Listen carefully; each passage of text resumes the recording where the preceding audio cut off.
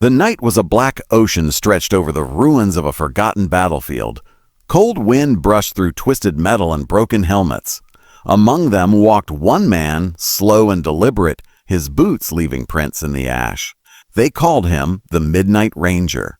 No one remembered his real name. Names belong to the living, and he had crossed that line long ago. What moved through the darkness now was not a hero or a ghost, but something in between. A man who refused to stop walking. His rifle hung across his back, useless now. The war had ended months ago, yet he was still out here, moving from one silent horizon to the next. Some said he was hunting answers. Others said he was hiding from them. Every step echoed against memories of fire and thunder. He could still hear the cries that used to rise when mortars struck the ground. But those sounds had faded into silence, and in that silence, he found something heavier than fear, the weight of meaning. He had lost his unit, his friends, the voice in his radio. The last transmission he ever heard was a whisper. Hold your ground. So he did. Even when the ground turned to mud, even when time lost shape, he held. That act of holding became his new mission. People think strength is noise. They think power shouts. But the Ranger learned that true strength whispers. The loud survive the battle. The silent survive the years after. In the stillness, he discovered an unwelcome truth. Survival is not a gift. It's an assignment. When the cheering stops, when the medals rust, when the crowd goes home, what remains is the man in the mirror. That is where the war really begins. The Ranger built his days on ritual. Wake with the first light. Breathe. Check gear. Move. Repeat. He no longer needed reasons. Discipline replaced motivation. He understood what psychologists now confirm.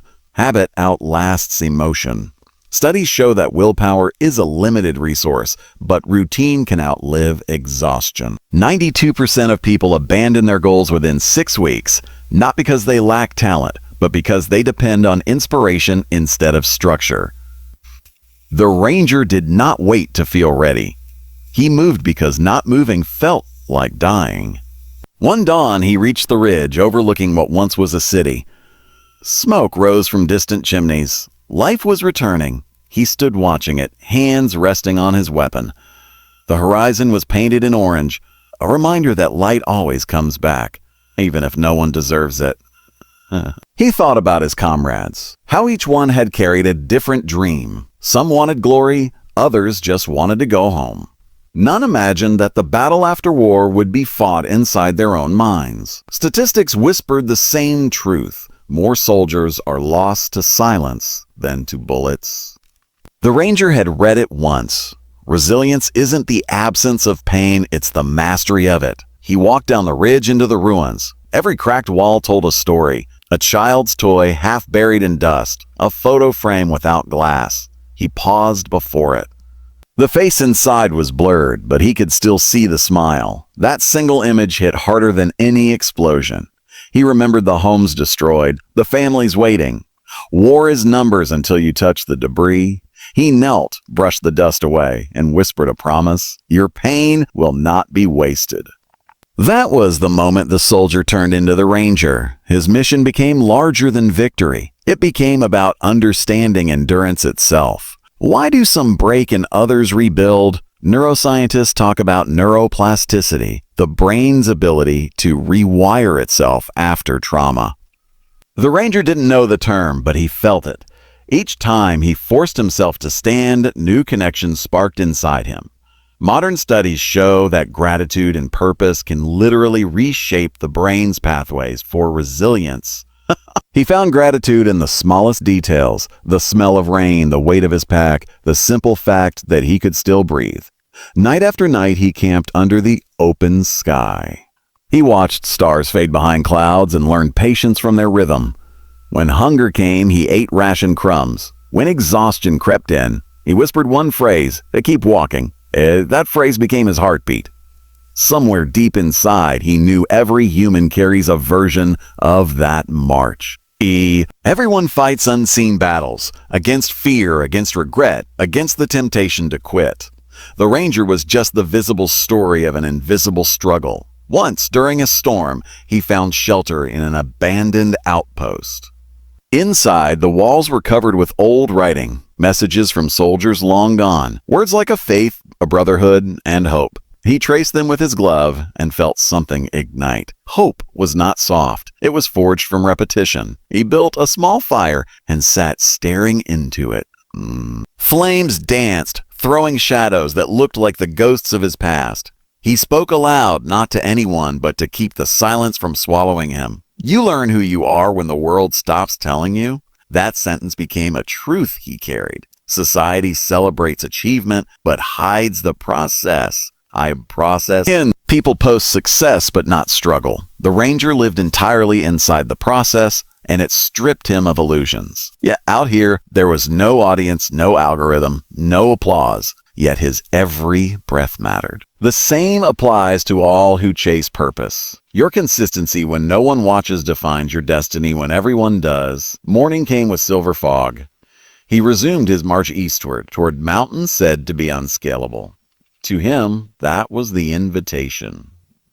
Each uphill step tore at his legs, but pain had become an old companion. Scientists measure muscle fatigue, but they rarely measure mental endurance, the ability to act while tired.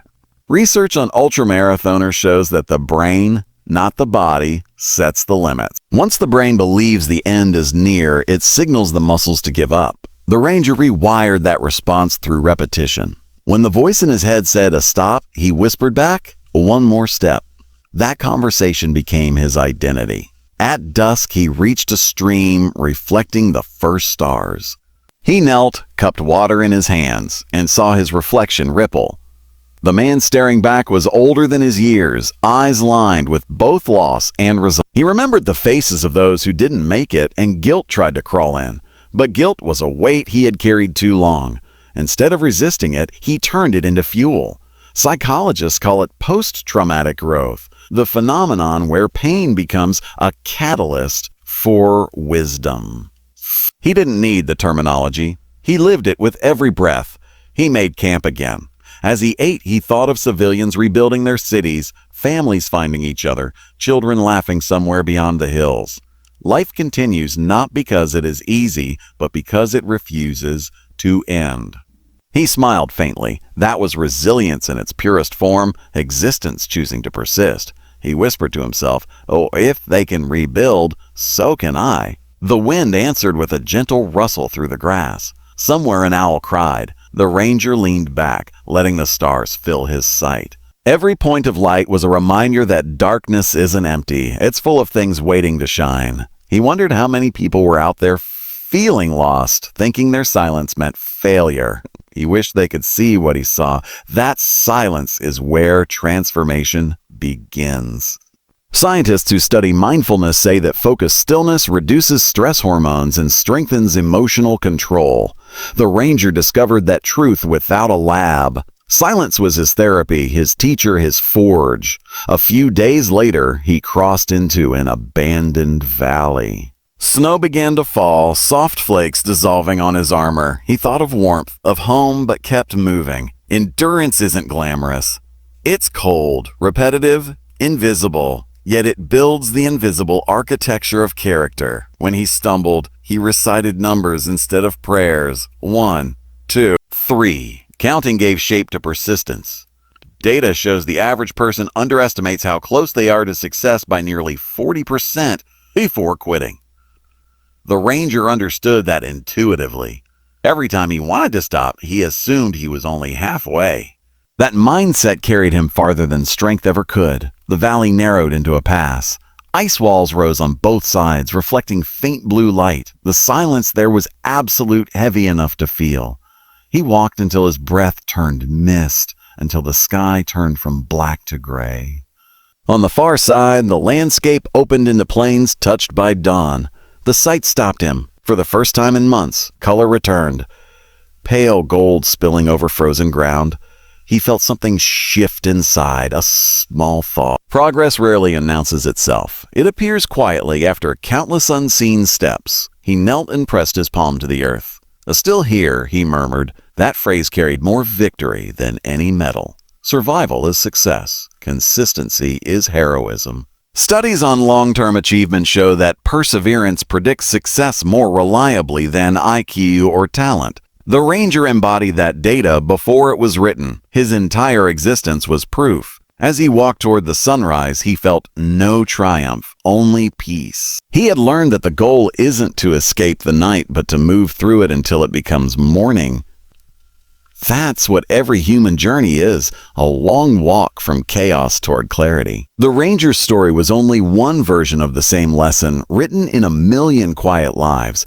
Endurance is not loud, but it changes everything. He stopped once more, looking back at the dark mountains behind him. They stood silent, massive, unmoved. He nodded to them as if acknowledging an old adversary. Then he whispered a promise to the dawn. "I will keep walking."